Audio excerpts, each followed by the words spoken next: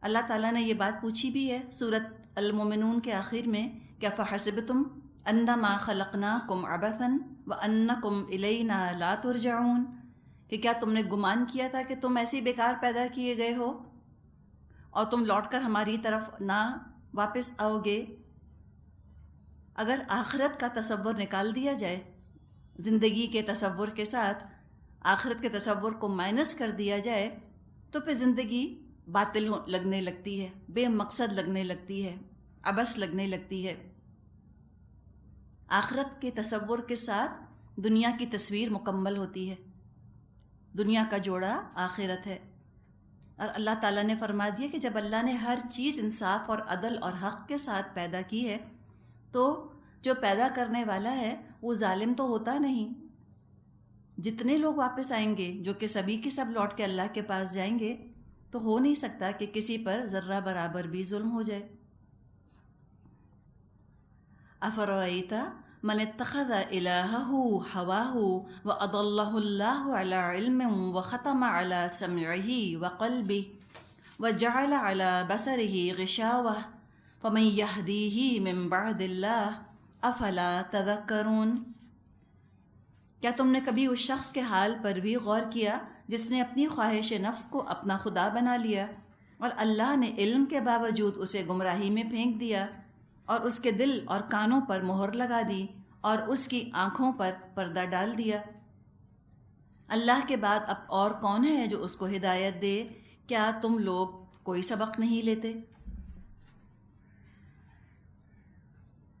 تو اب یہاں پر ذکر کیا جا رہا ہے ایک شخص کا۔ اب یہ کون شخص ہے نام نہیں لیا گیا، ایک نظریہ ہے، ایک ذہن کی سوچ ہے، ایک عقیدہ اور ایک سمجھے لائف سٹائل ہے جس کا ذکر کیا جا رہا ہے۔ ایک کیریکٹر سکیچ پیش کیا گیا، چھوڑ دیا گیا کھلا اس کو، ٹو ہوم اٹ میں فٹ، لوگ خود دیکھ لیں یہ کس پر منطبق ہو رہا ہے۔ اور ادھر اور ادھر دیکھنے کے بجائے اگر انسان اپنے ہی آپ کو دیکھ لے، اپنے ہی گریبان میں جھانک لے، یقیناً فائدہ ہوگا۔ کون ہے یہ شخص؟ کیا کیا ہے اس نے؟ پہلی بات تو آپ دیکھیں، علم کے لفظ کو سب سے پہلے ہائی لائٹ کر لیجئے۔ علم والا ہے، جاہل نہیں۔ علم ہے اس کے پاس۔ کون سا علم؟ یعنی حقیقت کا علم، خوب جانتا ہے اللہ ہے۔ یعنی یہاں پہ یہ بات کلیئر ہو جانی چاہیے کہ یہاں ایسے شخص کا ذکر نہیں کیا جا رہا جو غافل ہے یا جو جاہل ہے، یہاں ذکر کیا جا رہا ہے عالم کا، جو جانتا ہے کہ اللہ ہے، جو جانتا ہے کہ آخرت آئے گی، جو حساب کتاب کا انکاری نہیں، جو نبی اکرم صلی اللہ علیہ وسلم کو پہچانتا ہے، رسولوں کو جانتا پہچانتا ماننے والا ہے۔ اس کا کیا مسئلہ ہوا؟ پرابلم کیا ہوا؟ علم تو اس کے پاس ہے لیکن ہدایت نہیں۔ ہم عام طور پہ اس غلط فہمی کا شکار ہو جاتے ہیں کہ ہر صاحب علم صاحب ہدایت ہوتا ہے۔ یہ بہت بڑی غلطی ہے ہماری۔ ہر صاحب علم ہم کو صاحب ہدایت لگتا ہے، حالانکہ یہ دونوں چیزیں ہینڈ ان ہینڈ نہیں چلتی۔ ان دونوں چیزوں کا چولی دامن کا ساتھ ہرگز نہیں۔ علم اور چیز ہے، ہدایت اور چیز ہے۔ عالم کیا کوئی علامہ ہو جائے اور اس کے ساتھ ساتھ جو ڈیڈلی کمبینیشن ہے گمراہی کا، وہ کیا؟ علم کے ساتھ کیا ہو؟ اتخذ الہہ ہواہ، علم ہے اور اس نے اللہ کی پرستش کے بجائے اپنی خواہش کی پرستش شروع کر دی۔ اب یہ ڈیڈلی کمبینیشن ہے، شیطان کا پسندیدہ ترین، اور یہ گمراہی کی وہ قسم ہے کہ جس سے نجات نہیں، تبھی ڈیڈلی کہا ہے اس کو۔ لیتھل کمبینیشن ہے علم کے ساتھ نفس کی پرستش۔ یہ وہ گمراہی کی آخری شکل ہے کہ جس کے بعد کوئی ہدایت کا سوال ہی پیدا نہیں ہوتا۔ لا علم انسان ہے، اس کے پاس ایکسکیوز ہے یا موقع ہے، جو ہی علم کی روشنی زندگی میں چمکے گی سمجھ میں آ جائے گا، اس کو گمراہی واضح ہو جائے گی۔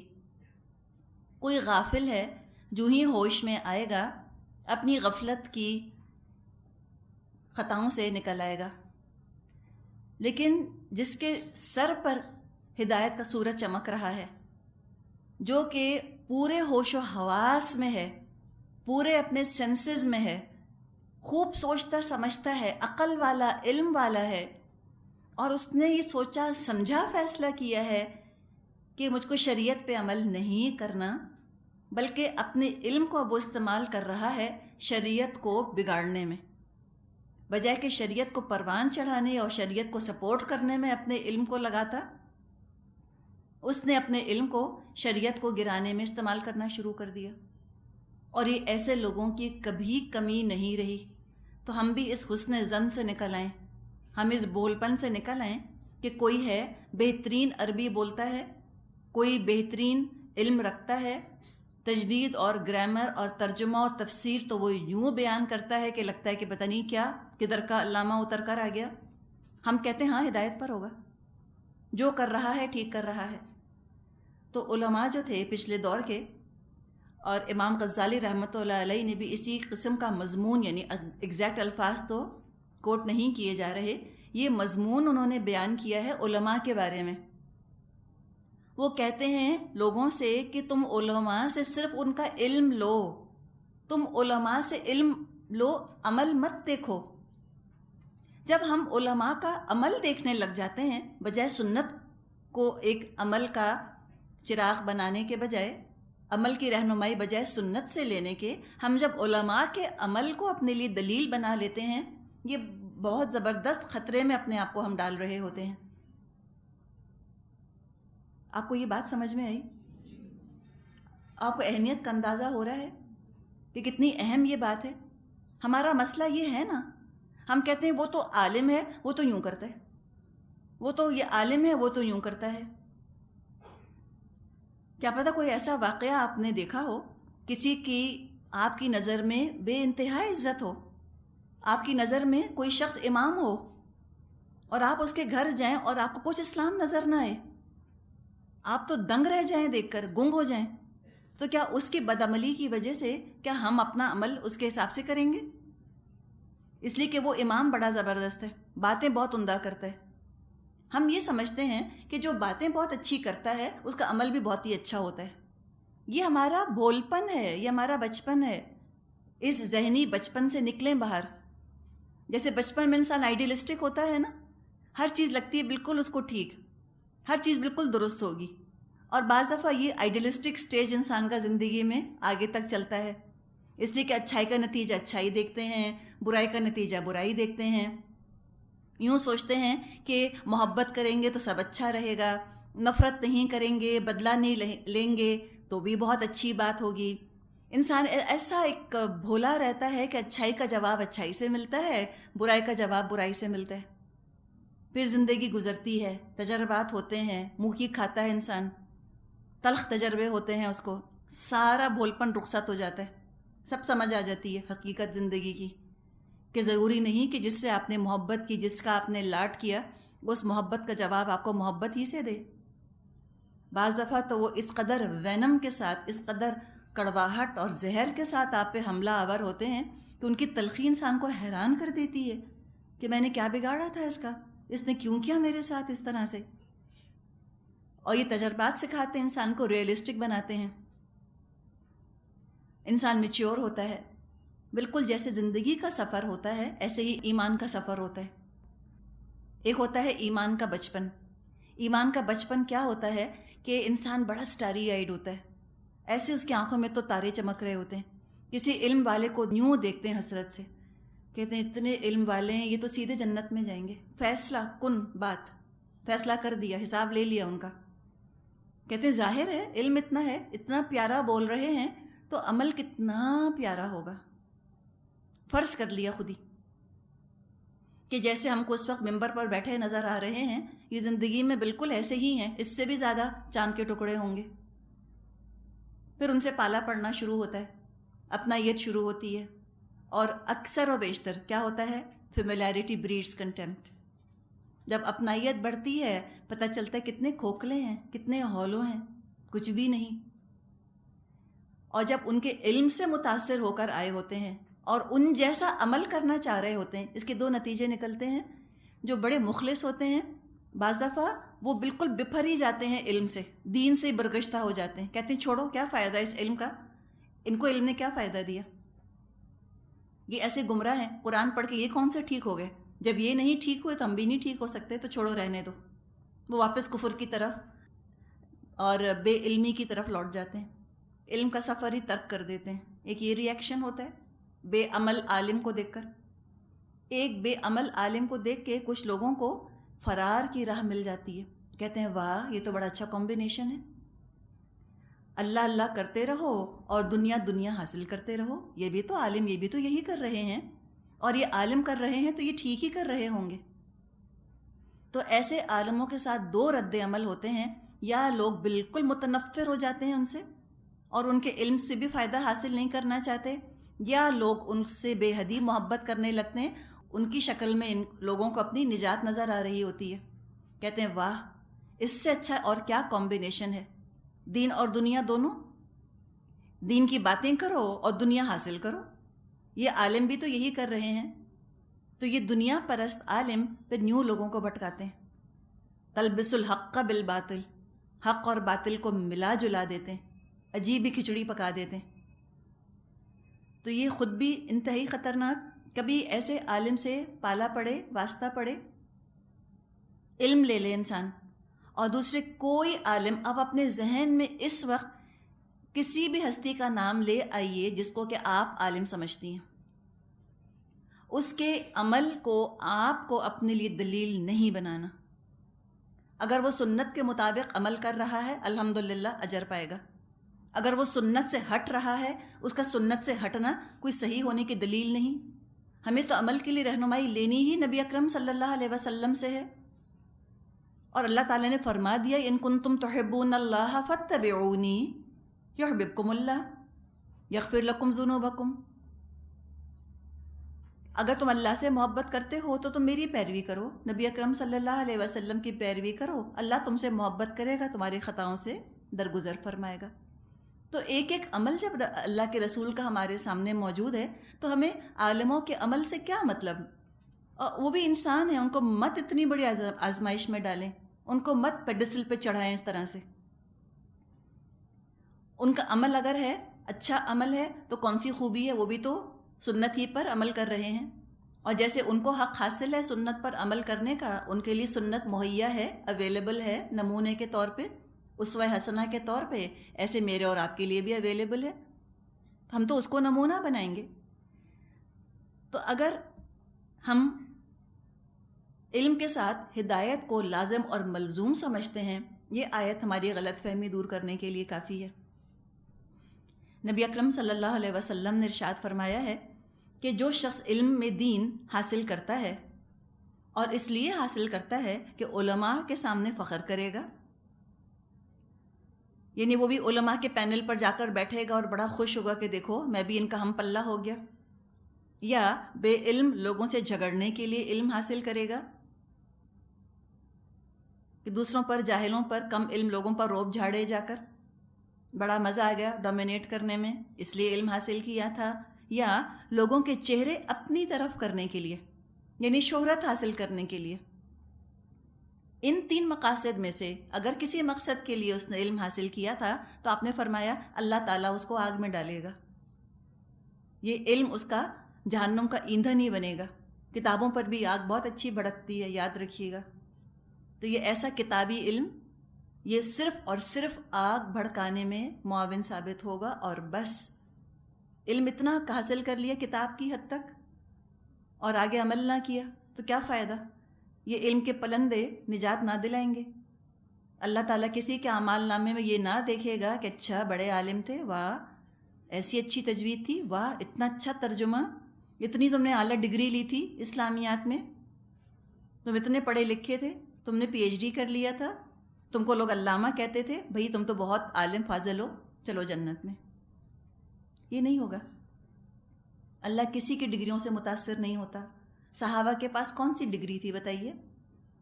ان کی تعلیم کو، ان کے علم کو، ان کے عمل کو آپ ایویلیویٹ کر سکتے ہیں آج کی ڈگریز کے اوپر؟ کچھ بھی تو نہ تھا، لیکن کیا تھا ان کے دلوں کے اندر؟ سلیم دل تھے نا، قلب سلیم. دل کے اندر اللہ تھا، اللہ کی محبت. وہاں خواہشات بت بن کر نہیں بیٹھی ہوئی تھیں. تو دلوں کے اندر بت سلامت رہیں اور زبان سے جو ہے وہ لا الہ کہتے رہیں. اس سے بڑھ کر کیا منافقت ہوگی؟ اللہ کی سخت پھٹکار پڑتی ہے ایسے لوگوں کے اوپر. اللہ سے تو دعا کرنی چاہیے، اللہم انی اسألک علما نافعا وعملا متقبلا ورزقا طیبا. اللہ تجھ سے سوال میں کرتا ہوں نافع علم کا، قبول ہونے والے عمل کا، اور پاکیزہ رزق کا. تو اتنی عبرتناک یہ آیت ہے، اگر اس کو ہائی لائٹ کر کے آپ اس پہ غور کریں انشاءاللہ آپ کو فائدہ دے گا یہ کام کرنا. افرائیتا، تو کیا بھلا تو نے دیکھا، من اتخذ، اس شخص کی طرف جس نے بنا لیا، الہہ، اپنا معبود، اپنا خدا. کس کو؟ ہواہ، اپنی خواہش کو. خواہش کا پجاری. کہتا ہے عبداللہ، ہے عبد الدنیا. کہتا ہے غلام رسول، ہے عبد الدینار، دنیا اور دینار کا بندہ. اوپر سے تو بتوں کے خلاف باتیں کرتا ہے. کہتا ہے لوگوں سے لا الہ الا اللہ، بس ایک ہی معبود ہے، کوئی معبود نہیں سوائے اللہ کے. تو ظاہری بتوں کا انکاری اور باطنی بتوں کا پجاری. اپنے اندر اس نے ایک بت خانہ، صنم خانہ آباد کیا ہوا ہے. دولت کی محبت ہے، رشتہ داروں کی محبت ہے، حب مال، حب جاہ، یہ سب بت سجے ہوئے ہیں دل کے صنم خانے کے اندر. اور بنتا ہے موحد. تو اللہ نہیں دھوکہ کھاتا اپیرنس سے. اللہ اوپری اوپری چیزوں سے دھوکے نہیں کھاتا. سارا خوف جو ہے وہ دنیا والوں سے ہے، اور دعوے کرتا ہے کہ میں متقی ہوں، میں اللہ سے ڈرتا ہوں. اللہ تعالیٰ نہیں دھوکے کھاتا ایسے دعووں سے. اللہ جو ہے لپ سروس سے راضی ہونے والا ہرگز نہیں. اللہ تعالیٰ تو دل کے حال کو دیکھتا ہے. قلب سلیم اللہ کو اچھا لگتا ہے. نبی اکرم صلی اللہ علیہ وسلم نے فرمایا، زیر آسمان دنیا میں جتنے معبودوں کی پرستش کی گئی ہے ان میں اللہ کے نزدیک سب سے برا، سب سے مبغوض معبود خواہش ہے. جس کام کو کرنے کا جی چاہے بس انسان وہی کام کرے. اگر شریعت اپنی مرضی کے مطابق ہے کر لی، اور جہاں شریعت کا ایسا حکم آیا جس پر عمل کرنے کا دل نہیں چاہ رہا چھوڑ دیا. Pick and choose. اللہ کو نہیں پسند pick and choose. There is no choice between commandments. احکامات کے درمیان چوائس نہیں کر سکتا کہ اچھا چلو ان احکامات پہ عمل کر لیتا ہوں، ان کو رہنے دیتا ہوں پھر دیکھیں گے. یا سوچ لے کہ کیوں ساری شریعت پر عمل کرنے کے لیے میں ہی رہ گیا، تھوڑا میں عمل کرتا ہوں، تھوڑا وہ کر لے، تھوڑا وہ کر لے. جیسے ٹیم ورک ہوتا ہے نا، ایک ٹیم میں 6-7 لوگ ہوتے ہیں. ایک کے ذمے کوئی ذمہ داری، دوسرے کے پاس کوئی ذمہ داری، تیسرے کے پاس کوئی ذمہ داری، تو 8 لوگ مل کر ایک کام پورا کر لیتے ہیں. شریعت اس طرح ڈیوائیڈ نہیں کی جا سکتی کہ دادی جو ہیں وہ نماز پڑھیں گی، نوکر جو ہیں وہ سچ بولیں گے. ٹھیک ہے نا؟ اور میں جو ہوں میں کیا کروں گی؟ ہاں میں جو ہوں میں ذرا سوشلائز کروں گی. ٹھیک ہے نا؟ میں ذرا معاشرے کو جا کے دیکھوں گی کیا ہو رہا ہے. یہ نہیں ہو سکتا. اور ہم سب مل جل کے جنت میں چلے جائیں گے. بچے میری فرما برداری کریں گے، میں کسی کی بات نہ سنوں. فرما برداری میرا کام تھوڑی ہے. تو ساری شریعت کو ڈیوائیڈ کر لیا، بانٹ لیا. کچھ نوکروں کی ذمہ داری، کچھ اماں کی، کچھ بچوں کی، کچھ شوہر کی. وہ کمائیں گے، وہ کمائیں. میں کیا کروں گی؟ میں سوشلائز کرتی ہوں. میں ذرا لوگوں کو دیکھتی ہوں کیا ہو رہا ہے معاشرے کے اندر. یہ ایسے نہیں جنت میں کوئی جاتا. سب کو خود نماز پڑھنی ہے، سب کو خود سچ بولنا ہے، سب کو خود فرما برداری کرنی ہے جس کا اللہ نے حکم دے دیا، اور سب کو خود رحمی رشتے نبھانے. میرے حصے کی نماز کوئی اور نہیں پڑھ سکتا، میں کسی کے اور کے حصے کا سچ نہیں بول سکتی. تو شریعت پہ تو انڈیویجولی فردن عمل کرنا ہے. اور جہاں زندگی کے حصے میں شریعت نافذ نہیں ہوگی وہاں خواہش ہوگی. یا خواہش ہوگی یا شریعت. اور کیا تیسرا آلٹرنیٹ ہے؟ اور شیطان خواہش کی شکل ہی میں تو آتا ہے. اتنا پیارا بن کے ہی تو آتا ہے شیطان. شیطان خوفناک بن کے تھوڑی آتا ہے. ہم کیا سمجھتے ہیں کیسے آتا ہے شیطان؟ وہ جو ہے وہ ایک اپنا نیزہ لے کر آ جائے گا اور 2 سینگ لگے ہوں گے اور جو ہے وہ لال رنگ کا منہ سے آگ نکل رہی ہے اور کہے گا ہیلو میں شیطان ہوں. کیا حال ہے آپ کا؟ ہم کہیں گے جاؤ ہم تمہاری بات نہیں مانتے، ہم شیطان کی بات نہیں مانتے. ایسے آئے گا؟ جی نہیں، ایسے نہیں آتا. بہت خوبصورت بہروپ بنا کر آتا ہے. کاسٹیوم پارٹی ہے نا شیطان کے لیے. تو جتنے بہروپ اس کے پاس ہیں اتنے اور کس کے پاس ہوں گے. تو بہت ہی حسین بہروپ بنا کر آتا ہے، اپنی بدصورتی کے اوپر بڑا خوبصورت ماسک لگا کر آتا ہے، اور اس کا ماسک ہے خواہش. خواہش تو سب کو کتنی اچھی لگتی ہے نا. خواہش ہے کہ نہیں اٹھو اس وقت، اتنی صبح فجر ہو رہی ہے، نہیں اٹھا جاتا. یہ شیطان ہے جس نے سلایا بستر کے اوپر. اور اس وقت جب کہ اللہ نے پکارا تھا حی علی الصلاح، آ جاؤ نماز کی طرف، حی علی الفلاح، آ جاؤ فلاح کی طرف، سوتے رہ گئے. تو کس کی بات مانی؟ خواہش کی بات مانی، تو اسی کو تو معبود بنا لیا. تو جو اس طرح روٹین بنا لیتے ہیں خواہش کو معبود بنانے کا، اضلہ اللہ، اللہ گمراہ کر دیتا ہے ان کو، علی علم، باوجود علم کے. وختم علی سمعہ، اور اللہ مہر لگا دیتا ہے اس سماعت کے اوپر. وقلبہ، اور اللہ مہر لگا دیتا ہے اس کے دل کے اوپر. سب بند. لعنت اللہ کی پڑ جاتی ہے. مجھ کو جانا، مجھ کو پہچانا، میری معرفت حاصل کر لی، پھر بھی مجھ کو رب نہ بنایا، پھر بھی مجھ کو نہ پوجا، اتنی ناقدری اللہ کی. تو اللہ کو ناقدری بالکل پسند نہیں. اپنی ناقدری جب اللہ دیکھتا ہے اللہ کو بہت غصہ آتا ہے، سخت اللہ کا غضب بھڑکتا ہے. ایسا نہیں ہے اللہ کہ اپنی ناقدری کرنے والوں کو زبردستی اپنی رحمت تھما دے اور زبردستی اپنی محبت تھما دے. کیوں کرے اللہ ایسے؟ تم نے اللہ کو پہچان لیا، علم تھا، پھر تم نے منہ موڑا. ایک تو وہ ہے نا غافل، جن کو پتہ ہی نہیں اللہ کی ہستی ہے کون، اور جب اللہ کی معرفت ان کو تھوڑی بہت حاصل ہوتی ہے وہ جھک جاتے ہیں رب کے آگے.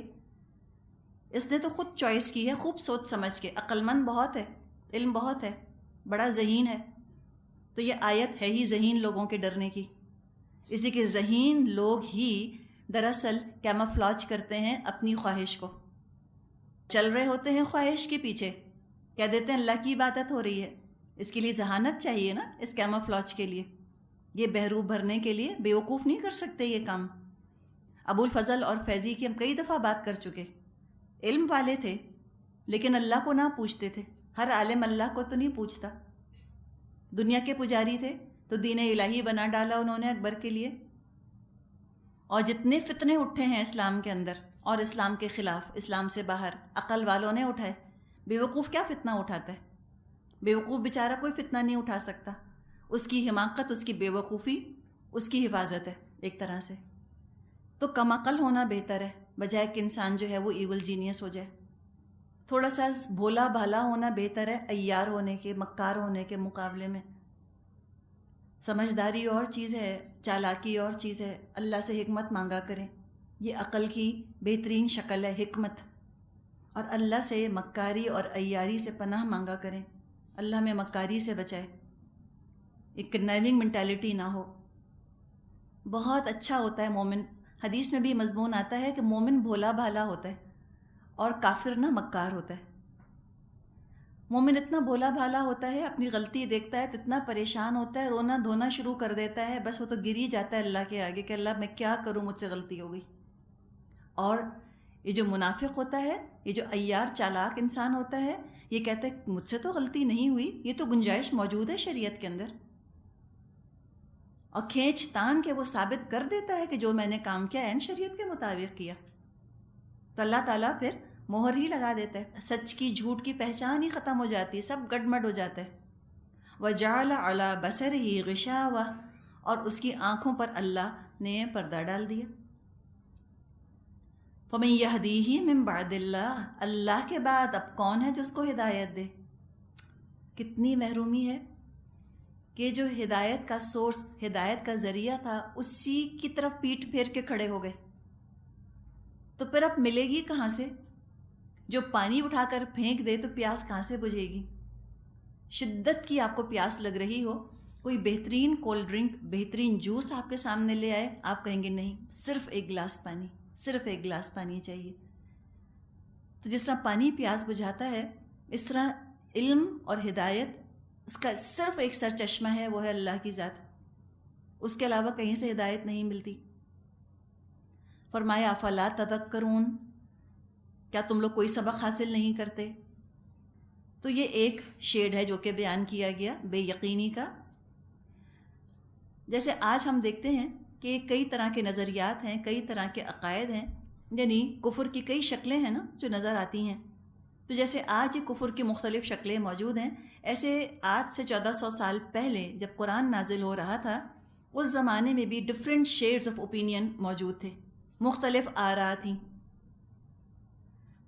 ایک تھے وہ لوگ جن کا یہاں ذکر کیا گیا، یعنی کہ منافق۔ ایک وہ تھے جو اللہ کو بالکل ہی نہیں مانتے تھے، اور یہ جو اللہ کا چٹا انکار کرنا، یہ بھی عام طور پہ پیسے والوں کا مرض ہوتا ہے، اور یہ بھی پڑھے لکھے لوگوں کا مرض ہوتا ہے۔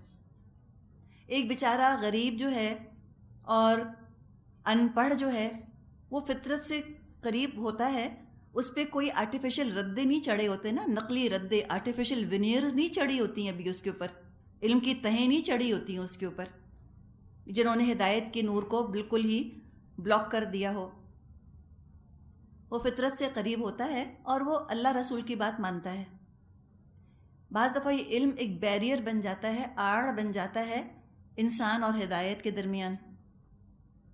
وہ علم جو تکبر کا باعث بنے، یوں سمجھے کہ آئرن کرٹن بن جاتا ہے، اور انسان ہدایت کو ماننا نہیں چاہتا۔ اتنا بڑا اپنے آپ کو عالم اور ایسا علامہ سمجھتا ہے، چیمپئن، کہ اپنے علم کے آگے اس کو اللہ بھی نظر نہیں آتا۔ کہتے ہیں اللہ کا کیا علم ہوگا جو میرا علم ہے۔ تو یہ الحاد، ایتھیزم کہہ لیں اس کو، یا مادہ پرستی، یہ اکثر پڑھے لکھے سمجھدار لوگوں میں پیدا ہوتی ہے، اکثریت ان کی مبتلا ہوتی ہے۔ غریب کیا کرتے ہیں؟ وہ اللہ کا انکار نہیں کرتے، ان کا مسئلہ کیا ہوتا ہے؟ وہ کئی خدا بنا لیتے ہیں۔ تو غربت کے ساتھ شرک ہوتا ہے، اور جہالت کے ساتھ شرک ہوتا ہے، اور پڑھے لکھے لوگوں کے ساتھ اور پیسے والوں کے ساتھ اللہ کا انکار ہوتا ہے۔ دنیا کو بھی آج آپ دیکھیں، تقریباً یہ ڈویژن نظر آئے گا آپ کو۔ یورپ ہے، امریکہ ہے، یہاں اللہ کا انکار ہے، انہیں ضرورت نہیں اللہ کی، وہ خود کفیل سمجھتے ہیں، دے سیلف سفیشینٹ، کہتے ہیں ہمارے علم نے ہم کو سب کچھ دے دیا۔ اور جہاں پر غربت زیادہ ہے وہاں آپ کو شرک بہت ملے گا، جہاں جہالت ہے وہاں شرک زیادہ ہے۔ تو اب ایک اور شیڈ یہاں بیان کیا جا رہا ہے ان کی آراء میں سے۔ ایک اور گروپ تھا لوگوں کا، وہ کیا کہتے تھے؟ وَقَالُوا مَا هِيَ إِلَّا حَيَاتُنَا الدُّنْيَا نَمُوتُ وَنَحْيَا وَمَا يُهْلِكُنَا إِلَّا الدَّهْرُ۔ یہ لوگ کہتے ہیں زندگی بس یہی ہماری دنیا کی زندگی ہے، یہی ہمارا مرنا اور جینا ہے، اور گردش ایام کے سوا کوئی چیز نہیں جو ہمیں ہلاک کرتی ہو۔ یہ بات انہوں نے کہہ دی۔ یہ کون تھے؟ جن کو کہ آج کل ہم کہتے ہیں نا دہریے، یہ دہر سے لفظ بنا ہے، یعنی ایتھیسٹ۔ یہ کہتے ہیں ما ہی الا حیاتنا الدنیا نموت ونحیا، بس کچھ نہیں ہے مگر صرف ہماری یہ دنیا کی زندگی ہے۔ نموت، ہم مرتے ہیں، ونحیا، ہم جیتے ہیں، یعنی زندگی اور موت کی نسبت اپنی طرف کر رہے ہیں۔ ان کے خیال میں کوئی قادر قہار نہیں، کہ کوئی کنٹرولنگ ہینڈ نہیں، دنیا پوری کائنات پوری آٹو پہ چل رہی ہے، آٹومیٹکلی، بس خود سے خود بن گئی، خود سے خود چل رہی ہے، ہمیشہ سے ہے، ہمیشہ رہے گی، کوئی کیٹاسٹروفی نہیں ہونے والی، کوئی قیامت نہیں آنے والی۔ ناراض ہوتے ہیں کہ عجیب ہیں یہ ریلیجس لوگ جو کہ پریڈکشن کرتے رہتے ہیں کہ انسانیت ایک دن ختم ہو جائے گی، سویلائزیشن ایک دن ختم ہو جائے گی، تو ناراض ہوتے ہیں اس بات پر۔ تو یہ ہیں دہریے، اور یہ سوچ جو آج پائی جاتی ہے یہ آج سے پہلے بھی پائی جاتی تھی۔ تو ان کا کہنا تھا کہ ہم تو خود ہی جیتے ہیں، ہم تو خود ہی مرتے ہیں، اور زمانے کی گردش ہے جو ہمیں ہلاک کر دیتی ہے۔ بس ایک لائف سائیکل ہے، لائف سپین ہے، انسان کا اتنا ہے، ہاتھی کا اتنا ہے، مکھی کا اتنا ہے، چوٹی کا اتنا، سورج کا اتنا، اور گیلیکسی کا اتنا ہے، سب کا اپنا لائف سپین بنا ہوا ہے۔ سب پیدا ہوتے ہیں، سب مر جاتے ہیں، کہ آٹومیٹک پروسیجر ہے جو چل رہا ہے، جیسے کنویئر بیلٹ ہوتی ہے نا، ماس پروڈکشن، وہ یہ سمجھتے ہیں. کوئی ان سے پوچھے کہ اگر ہم خود مرتے اور خود جیتے ہیں، جیسے کہ فیکٹری میں چیزیں پروڈیوس ہوتی ہیں، تو سب انسان ایک وقت پہ کیوں نہیں مرتے؟ کوئی پیدا ہوتے ہی کیوں مر جاتا ہے؟ کوئی 100 سال تک کیوں ایڑیاں رگڑتا رہتا ہے؟ کوئی جوانی میں کیوں بلا لیا جاتا ہے واپس؟ یہ کیوں ہو رہا ہے؟ وہ پوچھے ان سے. تو عجیب معاملہ آپ دیکھیں گی ایتھیسٹ کا، ہر خیر ہر خوبی کو وہ منسوب کرتے ہیں اللہ کی غیر موجودگی کے ساتھ. عجیب ان کی ذہنیت ہوتی ہے. اور ہر برائی کو، ہر خرابی کو منسوب کرتے ہیں کہ دیکھو اللہ، تم مانتے ہو نا تمہارا اللہ، تمہارے اللہ نے یہ کیا. ٹیوبرکلوسس کیوں ہے دنیا میں؟ کہتے ہیں تمہارے اللہ نے پیدا کر دی ہوگی، تم جو اللہ اللہ کرتے رہتے ہو. چیچک کیوں ہے؟ بچے ٹارچر کیوں ہوتے ہیں؟ لوگ بیمار کیوں ہوتے ہیں؟ کہتے ہیں جیب تمہارا اللہ ہے، تمہارے اللہ نے کر دیا سب کچھ. نعوذ باللہ. یہ ان کا طریقہ. اور ان کو یقین ہے اس بات کا کہ اگر لوگ اللہ کو ماننا چھوڑ دیں گے تو دنیا جو ہے وہ بالکل ایک امن اور سکون کا گہوارہ بن جائے گی. عجیب حماقت کی باتیں ہیں نا. انسان ہے، سارے انسان اللہ کی بات اگر مانیں تو واقعی دنیا سکون امن کا گہوارہ بن جائے.